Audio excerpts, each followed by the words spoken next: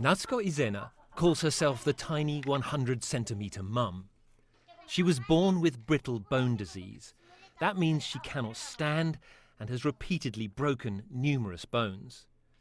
But Natsuko has given birth to 2 children, something almost unheard of for someone with her disability in Japan, and something she says many people here still do not accept or approve of.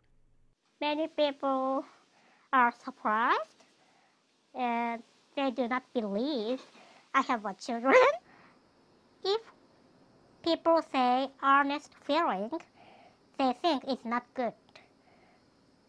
Yeah, honestly, many people think it's not good way to have children for disabled people.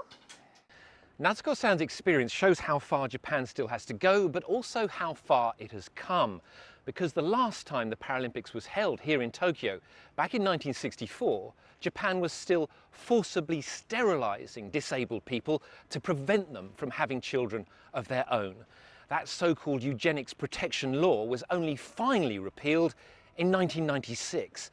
And to this day, the Japanese government has not fully recognised the role it played in violating the rights of more than 20,000 disabled people.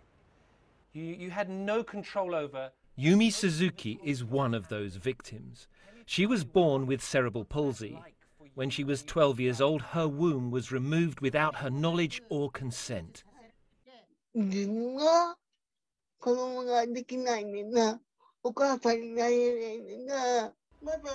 Suzuki-san and other victims are now suing the Japanese government, demanding it compensate them for what was done.